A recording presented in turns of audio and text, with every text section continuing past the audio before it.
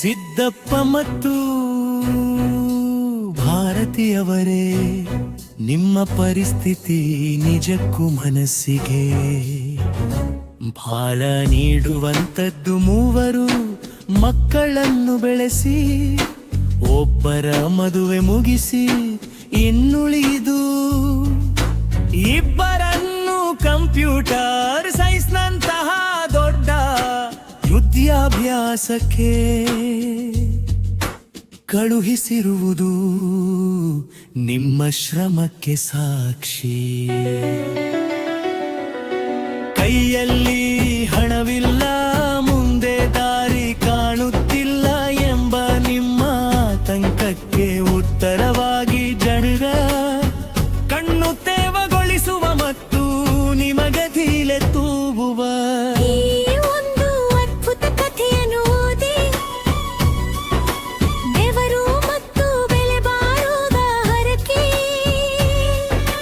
ಒಂದು ಹಳ್ಳಿಯಲ್ಲಿ ನಿಮ್ಮಂತೆ ಒಬ್ಬ ತಂದೆ ತಾಯಿ ದರುಬರ ಬಲಿಯಾಸ್ತಿ ಇರಲಿಲ್ಲ.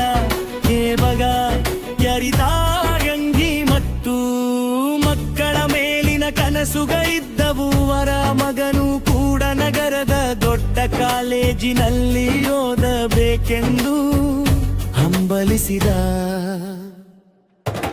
ಮನೆಯಲ್ಲಿ ಹಣವಿರಲಿಲ್ಲ, ಅಪ್ಪ ಹಗಲಿರುಳು ಗದ್ದೆಯಲ್ಲಿ ದುಡಿದರು.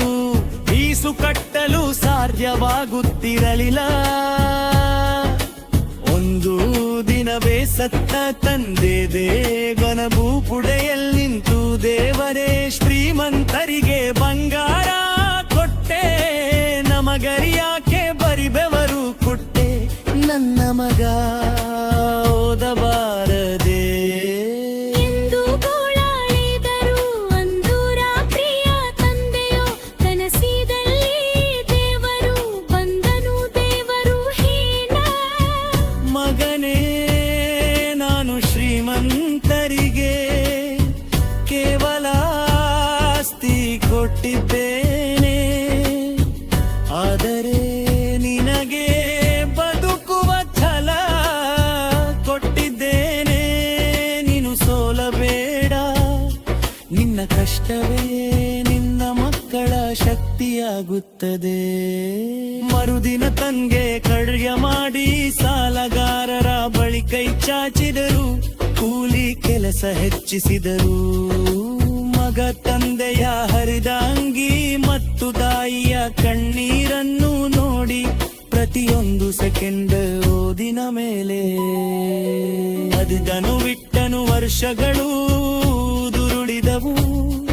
ಅದೇ ಮಗ ದೊಡ್ಡ ಕಂಪನಿಯಲ್ಲಿ ಕೆಲಸಕ್ಕೆ ಸೇರಿದಾದ. ಮೊದಲ ಸಂಬಳವನ್ನು ತಂದು ತಂದೆಯ ಕೈಗಿಟ್ಟು ಹೇಳಿದು, ಅಪ್ಪ, ಅಂದು ದೇವರು ನಮಗೆ ಹಣ ಕೊಟ್ಟಿದ್ದರೆ ನಾನು ಇಷ್ಟು ದೊಡ್ಡವನಾಗುತ್ತಿರಲಿಲ್ಲವೇನೋ. ನೀವು ಹಣವಿಲ್ಲದಿದ್ದರೂ ನನ್ನನ್ನು ಓದಿಸಲು ಪಟ್ಟ ಕಷ್ಟವೇ ಇಂದು ನಾನು ಈ ಮಟ್ಟಕ್ಕೆ ತಂದಿದೆ. ಶ್ರೀಮಂತರಿಗೆ ತಂದೆಯ ಆಸ್ತಿ ಸಿಗುತ್ತದೆ, ಆದರೆ ನನಗೆ ನಿಮ್ಮ ಆಶೀರ್ವಾದ ಮತ್ತು ಪರಿಶಬ್ದ ಲೀಲೆ ತಿಳಿಯಿತು. ಸಿದ್ದಪ್ಪ ಮತ್ತು ಭಾರತಿಯವರೇ, ಈ ಮಾತು ನೆನಪಿರಲಿ.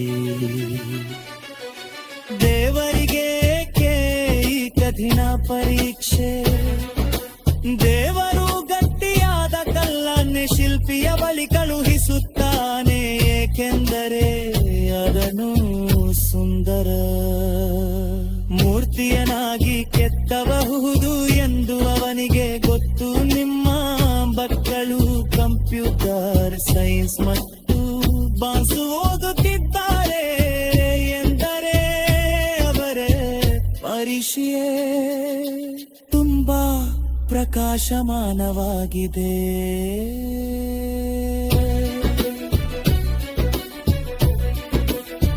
ಹಣ ಎಲ್ಲಿಂದ ಬರಬೇಕು? ಇಂದು ಶಿಕ್ಷಣಕ್ಕಾಗಿ ಸರ್ಕಾರಿ ಸ್ಕಾಲರ್ಶಿಪ್ಗಳು. ನಿಮ್ಮ ಮಕ್ಕಳಿಗೆ ಬಗ್ಗೆ ವಿಚಾರಿಸಲು ಹೇಳಿ. ಕಷ್ಟದ ಬಲೆ ನಿನ್ನ ಗಂಡಿ ಆಸ್ತಿ ಮಾರಲ್ಲದಿರಬಹುದು. ಆದರೆ ನೀನು ನಿಮ್ಮ ಅತ್ತಿ ಇತ್ತೆಂದೇ ಎಂದಿರವಳಿಸಲಾರವ ಹುಮ್ಮಸ್ತಿಯನ್ನು ನೀರುತ್ತೆತ್ತೀರಿ. ಇದು ಮಂಗಾರಕ್ಕಿಂತ ಕುತ್ತರು ಅಂದು ಆಡು ತಂದಿರ್ತಾರ ಸಂಜೋ ಗೊತ್ತಿನು ಮಗಿನ್ಮ ಮೊತ್ತಯ್ಯ ಇಪ್ಪಿನ ದಿನಗಳೇ ತರುವ ಬೇಡಿಕೆಯಿದೆ. ಅದರೂ ಕೆಲಸಕ್ಕೆ ಸೇದರೆ ನಿಮ್ಮ ಇಡೀ ಕುಟುಂಬದ ಕಳತನ ಅಂದೇ ವರ್ಷದಲ್ಲಿ ಮಂಜಿನಂತೆ ಕರಗಿ ಹೋಗುತ್ತದೆ. ದೇವರು ಬಾಗಿಲು ಮುಚ್ಚಿನಾಗ ಪ್ರೀತಿಯನ್ನು ಕರಗುತ್ತಿರುತ್ತಾನೆ. ಐದನಾದಿರೇ ಲಿಂಬ ಮತ್ತರ ನಿತ್ಯಾಭ್ಯಾಸಕ್ಕೆ ಸಹಾಯ ಪಡೆಯಲು ಯಾರಾದ್ರೂ ಅಪ್ಪರು